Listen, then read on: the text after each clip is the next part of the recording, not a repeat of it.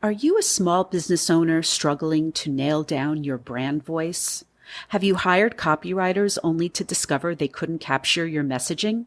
If that sounds like you, then you need to download my free resource, Discover Your Brand Voice in 3 Easy Steps. Once you complete these simple steps, you will have a solid foundation for producing your business copy, whether you decide to write your own content or outsource it to a professional, like, say, me. As an added bonus, you'll be automatically subscribed to my email list where you can learn more about my writing services and receive weekly updates about my podcast, Emotional Abuse is Real. Head over to the link in the show notes to grab Discover Your Brand Voice in 3 Easy Steps today. Trigger warning. This podcast episode features discussions of emotional and narcissistic abuse, gaslighting, manipulation, adultery, and sexual-related crimes.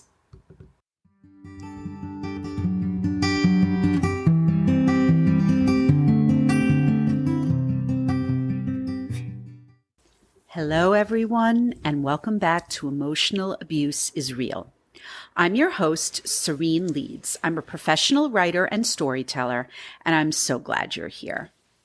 Today's episode is part 2 of my riveting conversation with Krista Dykes, host of the Secret Mom Hacks podcast.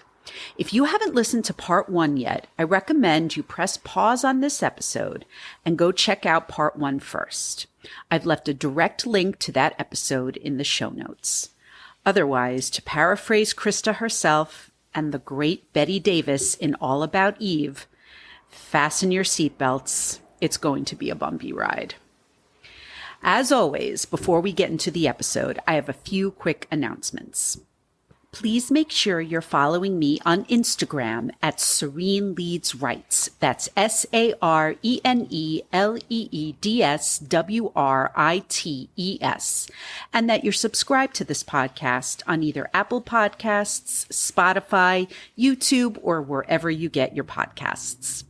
Also, don't forget to support Emotional Abuse is Real by leaving a 5-star rating and by writing a review over on Apple Podcasts. I also wanted to let you know that I'm gearing up for another podcast series like the one dedicated to toxic workplaces. This time, my focus is on emotional abuse from toxic groups, specifically multi-level marketing companies, also known as MLMs, as well as health and wellness groups. If you're interested in sharing your experience for this series, please either DM me on Instagram, email me at hello@sereneleadswrites.com, or fill out my quick and simple application form. I've left links to my Instagram, email, the show's application form, and my free download, Discover Your Brand Voice in 3 Easy Steps, in the show notes. In last week's episode, Krista Dykes opened up about her toxic and abusive first marriage. At the end of part 1, she mentions a phone call that, quote, shatters everything. As you'll learn from today's part of the conversation, the phone call was from a local detective who confirmed that Krista's first husband's suspicious, manipulative behavior extended into horrifying criminal activity. We discuss how Krista's first marriage finally fell apart and how she eventually found the true meaning of happiness in her second marriage. So, without further ado, here's part 2 of my conversation with Krista Dykes.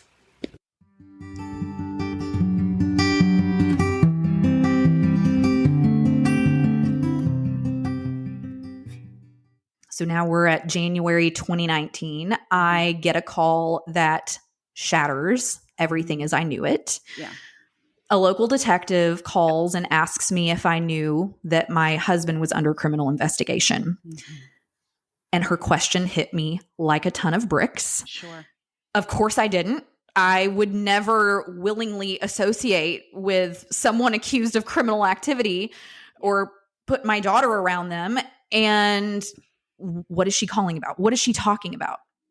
So she let me know that he was being investigated for solicitation of a minor and sexual exploitation of a minor via electronic means. Okay. And they were in the process of issuing a warrant for his arrest. Mm-hmm. Mm-hmm. I knew this had to be true. This is not a joke. This is not testing, tap, tap. This is real. Yeah. And now the puzzle pieces of the peculiar behavior were starting to add up. Yeah. Because this is now the third time a third party had contacted me about his behavior. And of course, this time I was presented with the most alarming information. This is so stuff if you cannot ignore something like that. No, absolutely not. So a few days later, they issued a warrant for his arrest. Okay. He turned himself in. His mugshot ran in our local media. I immediately moved my daughter and I in with my parents, and I'm very fortunate. They had moved here a few years prior. I am so happy you had that option. I don't know what I would have done. Exactly. They took us in. Yeah. And all of this happened when my daughter, she was only 6 months old when this call came through. So his mom ended up bailing him out of jail because we certainly didn't have the money for it. And in the back of my mind, I knew this was the final straw and I needed to file for divorce. However, something in me wanted to attempt couples counseling. Again, I don't know if this is that new mom family preservation kicking in or whatever, but we ended up going to 4 or 5 sessions, I guess, which primarily consisted of me on the couch crying my eyes out, asking what's wrong with us and, why don't you love me? While he sat on the couch, emotionless, like a brick wall, literally saying nothing but like yes or no.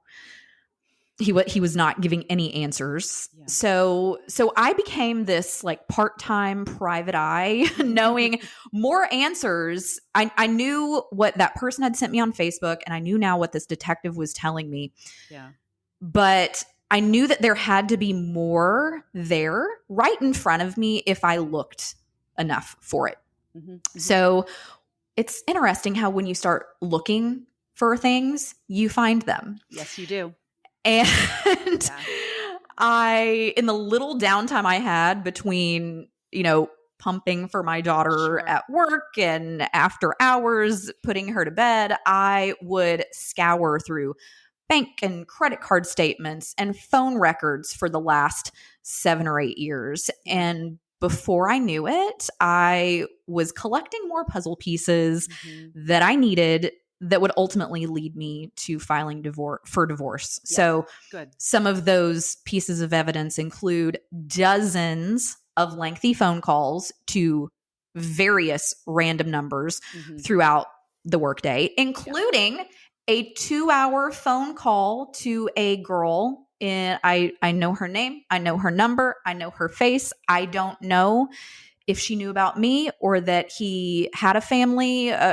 Because again, knowing what I know now, I know he used a different alias and different information as he was making these different contacts with people. But he had a 2-hour phone conversation with a girl in a different area about 2 hours away from where we live on my 30th birthday.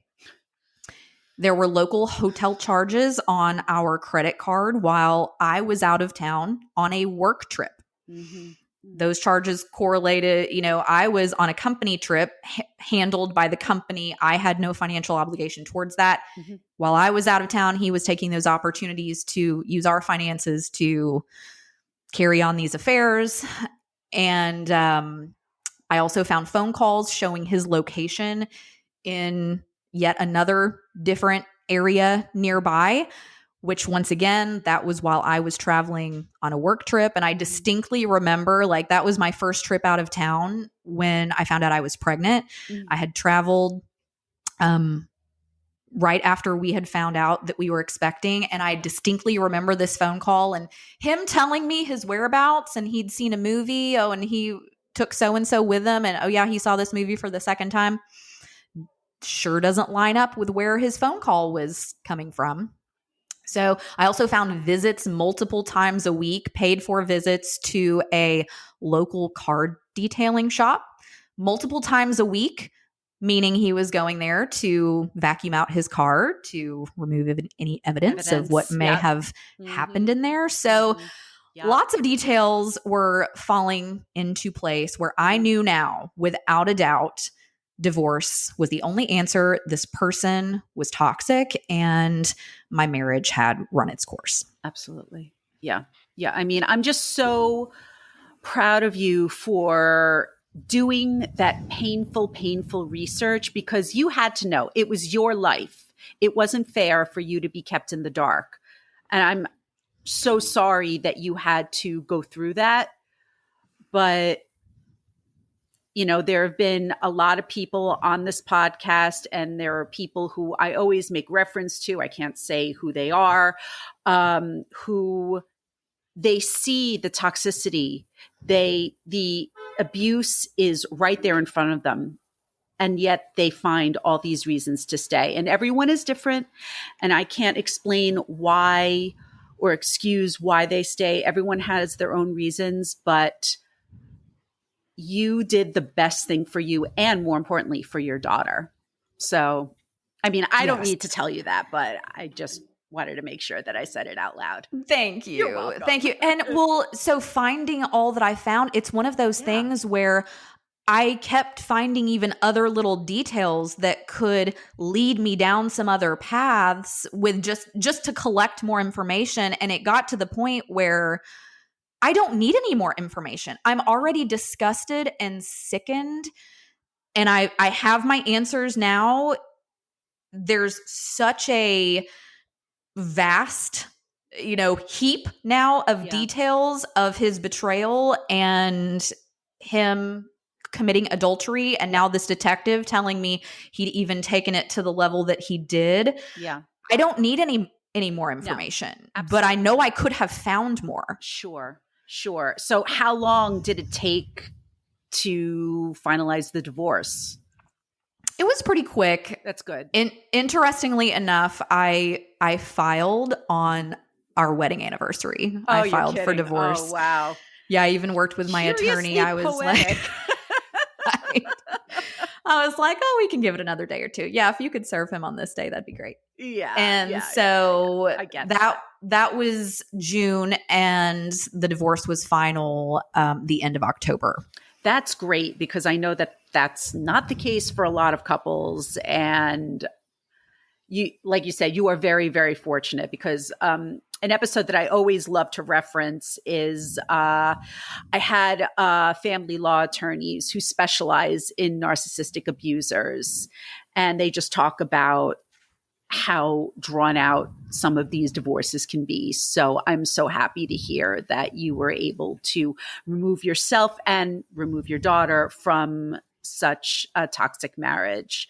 So, and I did want to mention, because when, early on in the marriage, when it sounds like you were trying to have like a money date with your husband, which it's really interesting, because I think that I find like the idea of a money date is a lot more common now. And it just goes to show that something was up from the very beginning. And it's a sign of a healthy marriage. If you like sit down, you talk about your finances, it's not an easy conversation. It's not. And I'll just slip in a little plug here. If any listeners are interested, I do have an article about financial therapists, and I would be happy to send that along to anyone who might need, because these are very difficult conversations to have, but you have to do them.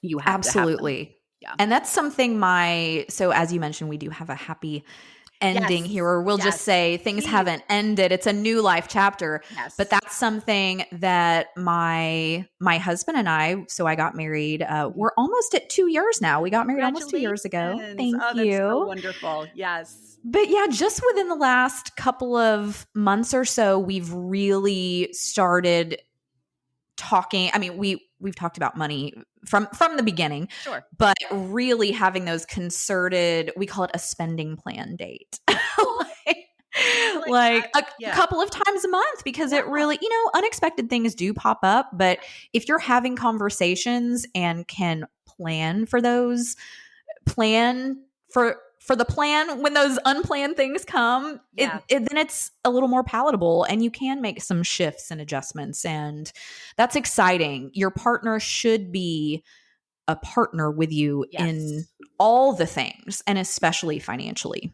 Exactly. And I totally get that you didn't really know what to do at the outset, because a lot of us were raised, the man is the head of the household. And a lot of us didn't see our parents having like an equal partnership. And it's so, it's so fascinating to me, where I see in so many cases where people end up modeling unhealthy behaviors that they witnessed from their parents because they don't know anything else. Right. Yeah. You only know what's handed to you. Exactly. Unless you go seeking out other solutions and ideas. And in today's day and age, not speaking, because everybody's circumstances are different, but for me, I want to be partnered equally in all of that with my partner. Me too. Yeah, absolutely.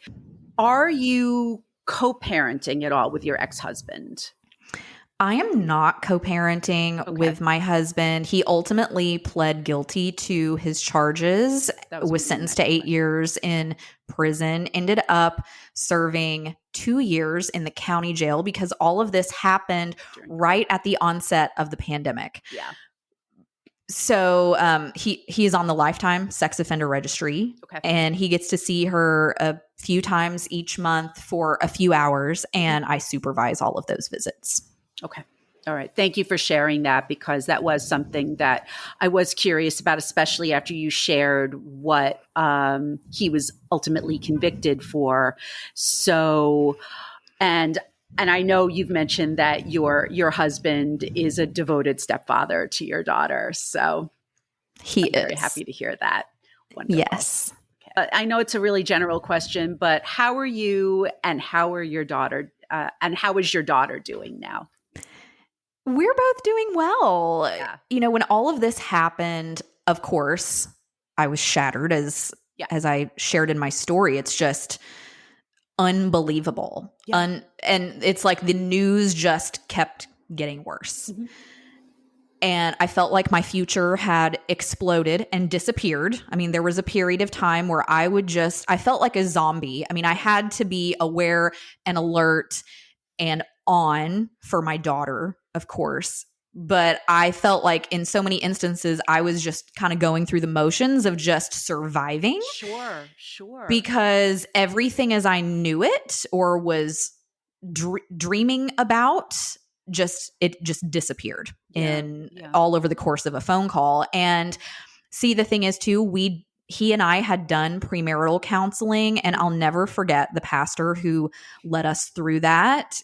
One of the things he said is, if divorce is even an option in your mind, you need to re-examine whether or not you're going to move forward with this.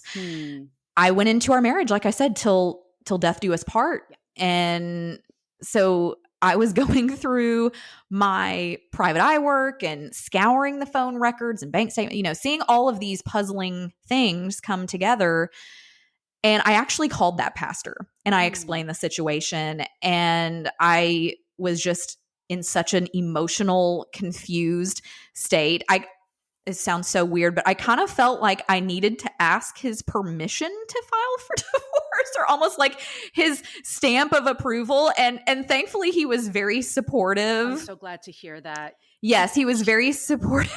I find that so many people, no matter their religion, they feel that way. They need to have that support. There's this shame. Of their clergy person. Yes. He was very supportive, thankfully. And Good. He pointed out, exactly as you did a little bit ago, that my ex-husband committed adultery. He violated our marriage covenant. Yes. These were not petty, trivial matters of, he just drives me crazy. And so I felt like, okay, I wasn't going to be punished for leaving this abusive relationship. And then it's just as far as how my daughter's doing. She's doing great. She's now almost 6. She was too little to know all that was happening when I was experiencing all of these things. And If I were going through it now, that would be a very, very different story. Yeah. But yes, she's doing very well. I'm so happy to hear that. It's interesting because I mean, I'm trying to imagine what it must have been like for you going through this, pregnant, also trying to care for a newborn and an infant. But in one way, it was a blessing because she did not really experience any of this. Exactly. So, yeah. Exactly. And she, so when he was incarcerated, he wasn't around. So I certainly did not. I felt like this is you're doing. Where the crimes were committed were actually about 2 to 2.5 hours ish or so away from our area. Mm-hmm. And so the county jail where he was, it was almost a 3-hour drive. Mm-hmm. And I was like, I'm absolutely not, like, I'm sickened. You violated I owe you nothing. Right. And I wouldn't even give it a second thought about like taking her to go see him, or I had nothing else to say to him. Yeah. So there was a period of time where he was out of sight, out of mind, and I would mention to him, so now fast forward a little bit. At this point, of course, I had started dating, and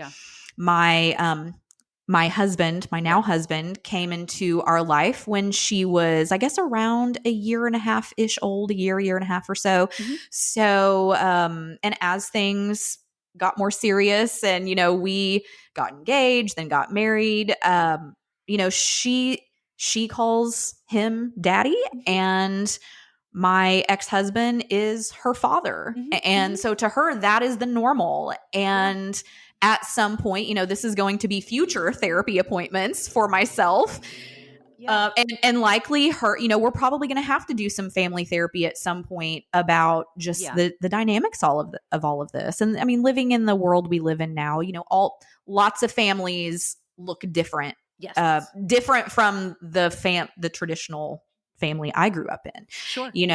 And so there's going to be lots of conversations and therapy to be had, as she gets older and starts asking questions about, well, why do I have a father and a daddy? Right. Sure. But, good on you for being cognizant of that now. So when the time does come to discuss it in a therapeutic situation, you're already mentally prepared. So Krista, what have you learned from this experience? I know, another broad question, but it's a lot. I've learned a lot. It's a lot. Yes, but please, listeners really want to hear your wisdom on this. I've learned, and it was interesting, my mom actually pointed this out to me. Mm-hmm. She was like, honey, sometimes things have to fall apart in order for things to come together. And as painful as that experience was, I would go through every inch of it a zillion times over again to have what I have now. I didn't know what I was missing out on. I didn't know the type of relationship that I could have. I didn't know all that was ahead of me, I didn't know what I was destined for, I guess you would say. And I just did not know what I was missing out on. And I'm so thankful for the journey that's led me to where I am. This the country song, God Bless the Broken Road, that led me straight to you, right? Yeah. It's such a beautiful song. But I truly would go through it all again to have what I have now and what we have. I've learned the importance of being upfront and honest about emotions and trauma and speaking what's on your mind. That's something that I really appreciate about my husband is he will out of the blue ask me, well, how you doing, honey? What are you thinking about right now? That's wonderful. What can I do for you today? Is there anything that I can what can I help you out with today? And he is just everything I ever wanted in a partner and more. And so, yes, as painful as everything was, there's a silver lining. Yeah. And I'm so happy to hear this.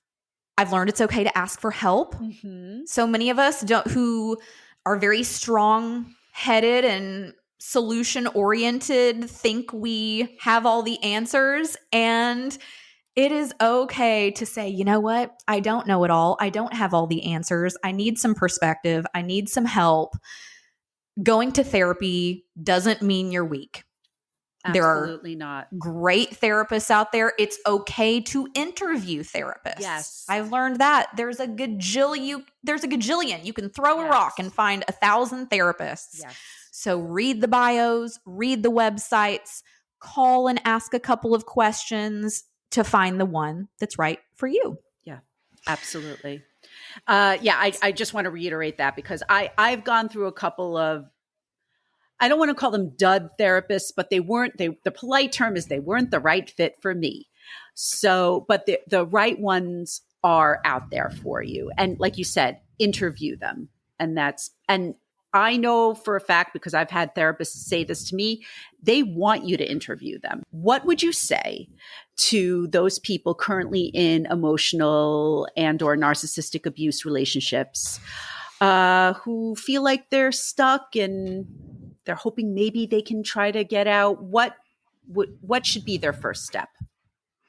Well, I would tell them it's okay to feel like you don't have all the answers. Mm-hmm. You probably don't. Mm-hmm. Mm-hmm. Narcissists and emotional abusers thrive on deception. Yeah. Focus on putting one foot in front of the other, day by day, week by week, to take small steps towards the truth. Okay.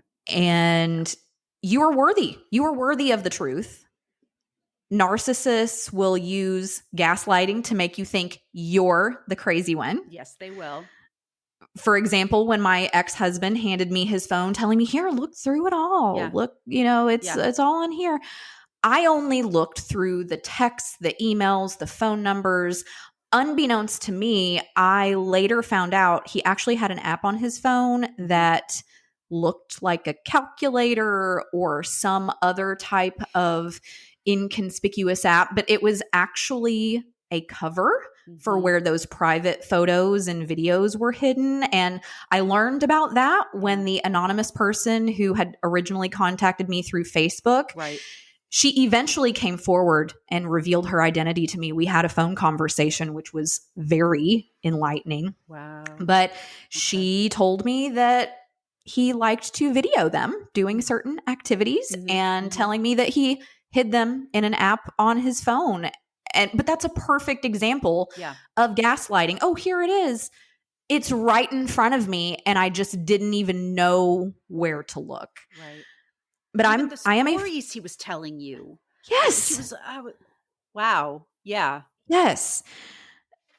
But I'm a firm believer that the truth always comes out. Yes. The truth always comes out. Yes, it does. And the truth will set you free. Mm-hmm. Mm-hmm. And the first person you have to be honest with is yourself. Yes. And to trust your gut, knowing that if something doesn't feel right, it probably isn't. If your feelings and emotions are being dismissed or minimized, those are telltale signs for concerns in any relationship, romantic, just friend to friend, coworker to whatever. If somebody is minimizing, that's because there's more to the story or something they're concerned about that they don't want to put you on the trail of, I've found. Yeah. So thank you for getting so deep and dark with me. I want us to end on a much lighter note. I would love to hear more about the forms of self-care and healing that have helped you move through this experience. I know you've talked about a lot of these things on your own podcast, but I'm always up for a good chat about bath bombs and baths and exercise and therapy. All the good stuff. Yes, absolutely. Well, as I mentioned, the divorce was final October of 2019. He pled guilty to his charges March of 2020. What so a this was time just to be alive, my right. Right. So clearly this was just, around the time our entire world was shutting down, and I felt like my world was falling apart in so many ways. Because of all of that and spending so much time inside, there were days I would just work from the back porch, or I would do work calls while taking a quick walk around the neighborhood. And this was around the time I bought a fitness tracker because I felt like, okay, I need to do something let's just set some small step goals, because I was also starting to put on some weight, buying bigger stretchy pants, and just not feeling great in my body. And I also started experiencing some symptoms that ultimately led me to be diagnosed with an anxiety disorder and vestibular migraines. So the doctors really urged me to find some ways to get in some more physical activity and establish some healthy self-care practices, both of which would help to alleviate these symptoms. So this is when I decided to go beyond just step tracking, and I actually started running. And this is also the point where I would maybe take a bath 2 to 3 times a week once my daughter went to bed, using yummy smelling bath bombs. I love the Lush bath bombs. Me They're too. so good. They're so good. I love their seasonal ones. Yes. And the Lush, sparkly ones. I'm open to a sponsorship. Amen, sister. Yes. We will be your biggest advocates. We will. Bath bombs, your bubble bars, and also my daughter loves your products too. I love it. Yes, my daughter does too. Yeah. She thinks she loves it. She's like, "Ooh, I'm taking a mommy bath. This is what mommy puts in her bath." I love it. So sweet. I love it. Yes. But they just smelled so good. And, I would maybe enjoy a glass of wine or a hot tea, and I would prop up the iPad like just outside of the bathtub and put it on whatever show I might be into at the time. And I don't do the baths as much as I used to, but I do try to get in like maybe one weekly or every other week. Certainly after, if I do a really long run, I try to do a bath just to soothe the muscles. But as far as the forms of healing that got me through this, in addition to self-care, therapy, as we said, hugely beneficial. I started seeing a therapist for several months after I had filed for divorce, and I stopped seeing her around the time my divorce was final. But I'm such a huge proponent of it. A solid support network, of course, is critical. I was fortunate to find a great family lawyer who she was experienced and familiar with the local judges, which helps. And I also kept a very small circle of close friends and colleagues aware of updates to just avoid gossip, avoid hearsay. I was more about quality over quantity. And I really don't know where I would be without my parents. I'm just so fortunate. They moved here a few years ago. A few years after we had gotten married, actually, and just literally dropped everything to help me and help take care of my daughter when all of this happened. I never take that for granted. And I know I'm so lucky, because that's not something others might have the opportunity to have. So that's wonderful. And yes, thank you so much to your parents. And also I commend you for keeping your friends and loved ones community small, because considering the circumstances of what had happened, that's not something that you just want like everyone to know about, especially when you're still processing it yourself. I think I think everything that you did was a great blueprint for anyone out there who may need it. And I just want to thank you so much today for your candor. And finally, Krista, how can people connect with you? Yes, people can connect with me over on my website, secretmomhacks.com. If you click the big button there, you can enter your email address, and I drop a weekly episode all about secret mom hacks and all the things nobody tells you about becoming a parent. So when you drop your email in there, you will get just the weekly update every time a new episode comes out. That's really the best way to stay in touch with me.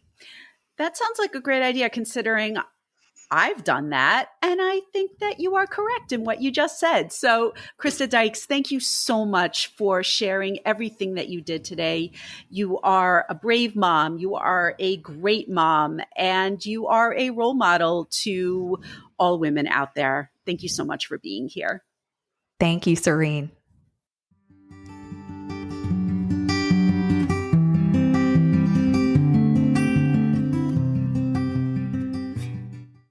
Thank you for listening to part 2 of Krista Dykes' story on Emotional Abuse is Real.